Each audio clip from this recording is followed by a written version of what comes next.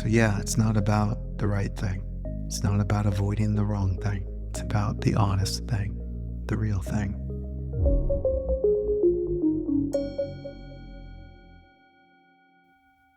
I can see this obsession with a fear of getting it wrong, which in a way makes me anxious about doing the right thing.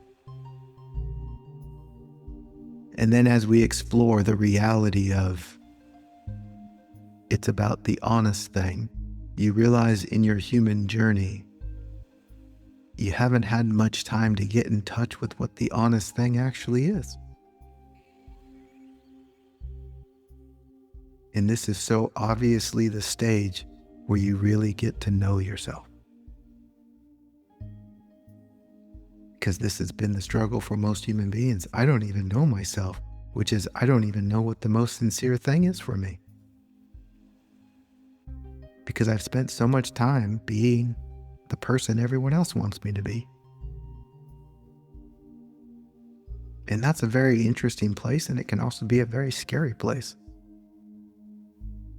It's like stepping into a whole new world with lots of uncertainty, because there appears to be a bit of certainty when you're being who other people want you to be, which is why it's more comfortable. But then we have to deal with the consequence of not allowing our heart to breathe, which is more painful. And that pain grows over time, which brings us to the place we're in now, which is deeply questioning what the hell's going on. And we see, oh, I don't know myself. I guess it's time for that adventure. Who am I really? Why am I really here? What is the honest thing? And of course, in that space, the most honest thing is the realization that I don't know. And that's a really good place to start, because we can stop pretending and become empty and ask for life to show us. What am I really doing here? The voice that speaks back is going to whisper. And the voice that speaks is going to be so profoundly present. And you have to meet that voice in presence, which also means you have to let go a lot of the bullshit in yesterday and tomorrow. And you know it's going to speak in your own language, but it's going to be some version of, you're here to love. And then we ask, what does that even mean? And then that's the fun part, because you get to craft that adventure. What does it mean for you and your humanness to go love?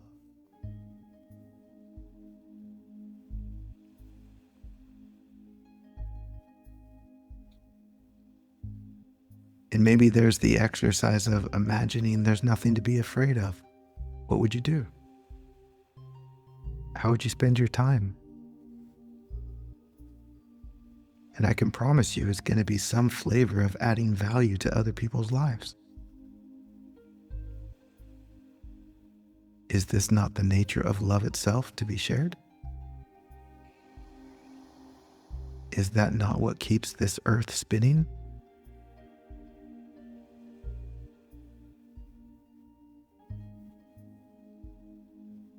And to share love with the world could be sharing love with your neighbor.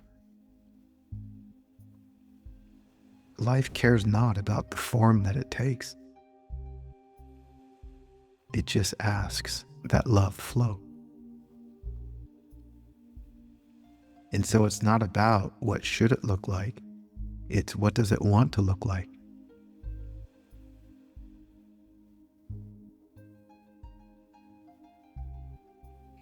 What excites you? What inspires you? Do you notice that these are the things that are deeply honest? What excites you? What inspires you? What's really there? Not what should be there. What's really there? It's like asking the question, what am I genuinely interested in? Not what should I be interested in? Not what do your parents think you should be interested in? What are you genuinely interested in as a human being? Because within your human is a genuine interest, a genuine curiosity that is part of your DNA.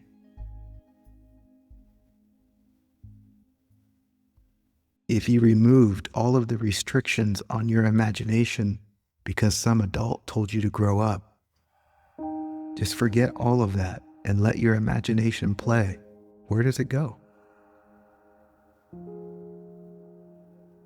If you released love, where does it flow?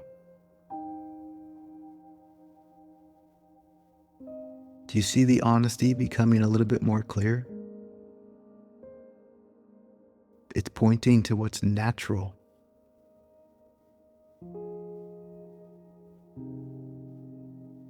And do you notice that your imagination,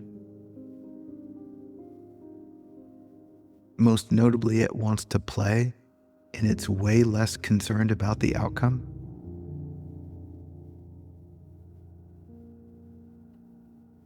Do you remember this as a child? Your imagination running wild and free? As you found yourself in this big miracle called life, and you just wanted to go play and explore and learn? Do you think that's not there anymore? Or did you become convinced that you had to be a serious adult? Wasn't allowed to play anymore? You're still living in the same miracle. We just took on an enormous burden, which was really just a projection of fear from the world, from a world that doesn't see the miracle.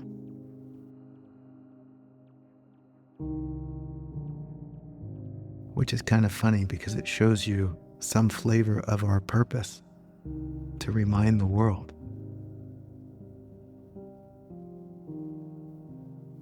And yeah, you will surely find lots of people who don't want to be reminded, but you will stumble upon those who want to. So yeah, it's not about the right thing. It's not about avoiding the wrong thing. It's about the honest thing, the real thing.